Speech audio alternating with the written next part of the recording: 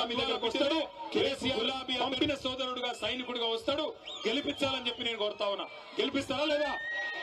పక్కా గెలిపిస్తారా? అప్పటిదాకా పోరాటం ఆగొద్దు. ఇవాళ మీరు దయచేసి గుర్తుపెట్టుకోండి, ఒక్క వర్గాన్ని కాదు అన్ని వర్గాలను ఈ ముఖ్యమంత్రి కాంగ్రెస్ పార్టీ మోసం చేసింది. దళితులకు చెప్పినారు, కేసీఆర్ గారు దళిత బంధు అనే పథకం తెస్తే ఆయన ఇచ్చేది 10 లక్షలు, మమ్మల్ని గెలిపించండి 12 లక్షలు ఇస్తామన్నారు. ఒక్కల కన్నా వచ్చిందా 12 లక్షలు? అంబేద్కర్ అభయహస్తం అన్నారు, వచ్చిందా? అభయహస్తం శూన్యహస్తమైంది. ఆడపిల్లలు చదువుకుంటే స్కూటీలు ఇస్తామన్నారు, వచ్చినాయా స్కూటీలు? స్కూటీలు లేవు కానీ లూటీ మాత్రం బ్రహ్మాండంగా చేస్తున్నాడు ముఖ్యమంత్రి. అట్లాగే 2 లక్షల ఉద్యోగాలు ఇస్తామన్నారు మా తమ్ముళ్ళకి. 2 లక్షల ఉద్యోగాలు ఏం చెప్పినారు ఆ రోజు? 2 ఉద్యోగాలు ఊడగొట్టండి, 2 ఉద్యోగాలు ఊడగొట్టండి, కేసీఆర్ది కేటీఆర్ది, మేము మీకు 2 లక్షల ఉద్యోగాలు మొదటి సంవత్సరంలోనే ఇస్తామన్నారు. ఎన్ని ఉద్యోగాలు ఇచ్చినారు? ఇప్పటికీ 10,000 కంటే తక్కువ ఉద్యోగాలు ఇచ్చి కేసీఆర్ ప్రభుత్వంలో ఇచ్చిన నోటిఫికేషన్లకు మేమిచ్చినామని చెప్పుకోనికే సిగ్గు కూడా లేదు ముఖ్యమంత్రి గారికి. ఎవడన్నా మందికి పుట్టిన బిడ్డలు మా బిడ్డలు అని చెప్పుకుంటాడా? గట్లున్నది కాంగ్రెస్ ప్రభుత్వం. అట్లాగే నిన్న మొన్న మీరు చూసినారు, ఇవాళ నేను ఇక్కడికి వస్తుంటే ఒక తమ్ముడు అలంపూర్ కాడ బండి మీదకి వెళ్ళి అరుస్తున్నాడు గట్టిగా, గణపతి బప్ప మోరియా కావాలయ్యా యూరియా అంటున్నాడు. గణపతి బప్ప మోరియా కావాలయ్యా యూరియా. ఎటువంటి దినం వచ్చిందంటే యూరియా కూడా బుక్కుతున్నారు కాంగ్రెస్ వాళ్ళు, దొంగనాయాలు యూరియా కూడా అమ్ముకుంటున్నారు. బ్లాక్ మార్కెట్ లో అడ్డంగా దొబ్బుకొని పోయి రైతులకు ఇవ్వకుండా రైతులను 4-5 రోజులు అక్కడ వానలో ఎండబెట్టి వానలో తడిచేటట్టు చేసి అది కూడా బ్లాక్ మార్కెట్ లో అమ్ముకుంటున్న దుర్మార్గులు రైతుల యూరియా అమ్ముకుంటున్నారు. పిల్లల గ్రూప్ 1 ఉద్యోగాలు కూడా అమ్ముకున్నారు.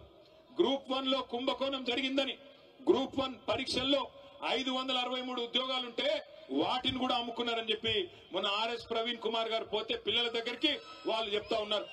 ఒక్కొక్క ఉద్యోగం డిప్యూటీ కలెక్టర్ ఉద్యోగం 3 కోట్ల రూపాయలకు అమ్ముకొని మొత్తం 563 ఉద్యోగాలంటే దగ్గర 1700 కోట్ల రూపాయలు ఇలా దండుకున్నారు కాంగ్రెస్ నాయకులు. పిల్లల ఉద్యోగాలు అమ్ముకుంటారు, రైతుల యూరియా అమ్ముకుంటారు, నమ్ముకున్న ప్రజల్ని ఇలా నట్టేట ముంచి ఆఖరికి మా బీసీ సోదరులు 42% రిజర్వేషన్ ఇస్తామన్నారు. 42% రిజర్వేషన్ ఇస్తాం, అది కూడా చదువులో, ఉద్యోగాల్లో, గవర్నమెంట్ కాంట్రాక్టుల్లో, అదేవిధంగా రాజకీయ పదవుల్లో అన్నిట్లో ఇస్తామని చెప్పినారు. చెప్పి 2.5 ఏళ్ళు అయిపోయింది. కానీ ఇప్పటి వరకు ఒక్కటంటే ఒక్క హామీ, బీసీ డిక్లరేషన్లు ఇచ్చింది గాని, ఎస్సీ డిక్లరేషన్లు ఇచ్చింది గాని, ఎస్టీ డిక్లరేషన్లు ఇచ్చింది గాని ఒక్కటంటే ఒక్కటి కూడా చేసింది లేదు.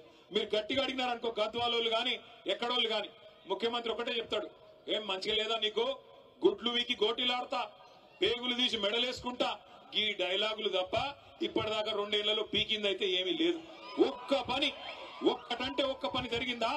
ముసలోళ్ళకి 4,000 పెన్షన్ అన్నావు ఇచ్చినావా? రైతులకు 15,000 రైతు బంధు అన్నావు ఇచ్చినావా? ఆడబిడ్డలకు 2,500 అన్నావు ఇచ్చినావా? 2 లక్షల ఉద్యోగాలు అన్నావు ఇచ్చినావా? 12 లక్షల అంబేద్కర్ అభయహస్తం అన్నావు ఇచ్చినావా? 42% రిజర్వేషన్ అన్నావు బీసీలకు ఇచ్చినావా? ఒక్క వాగ్దానం కూడా అమలు చేయకపోగా ఇవాళ మనం తీసుకున్న గట్టు ఎత్తిపోతల పథకాన్ని ఎక్కడున్నదాన్ని ఎక్కడేసిన గొంగడు అక్కడనే అన్నట్టు అట్లే వదిలిపెట్టినాడు.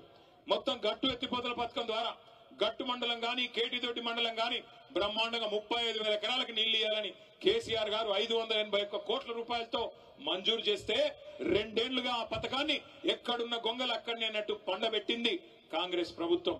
అదే కేసీఆర్ గారి ప్రభుత్వంలో ఉమ్మడి పాలమూరు జిల్లాలో పెండింగ్ ప్రాజెక్టులన్నింటినీ రన్నింగ్ ప్రాజెక్టులుగా మార్చి కొత్తగా 10 లక్షల ఎకరాల కాయ కట్టించిన నాయకుడు ఎవరు?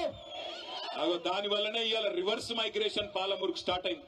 నేను ఇదే గట్టుకు ఆనాడు ఇదే మన గద్వాలకు దరూరు మండలానికి మంత్రిగా వస్తే నేను నిరంజన్ రెడ్డి గారు మేమందరం పోతా ఉన్నాం. ఓ పత్తి చేను కాడ మొత్తం చాలా మంది కూలీలుంటే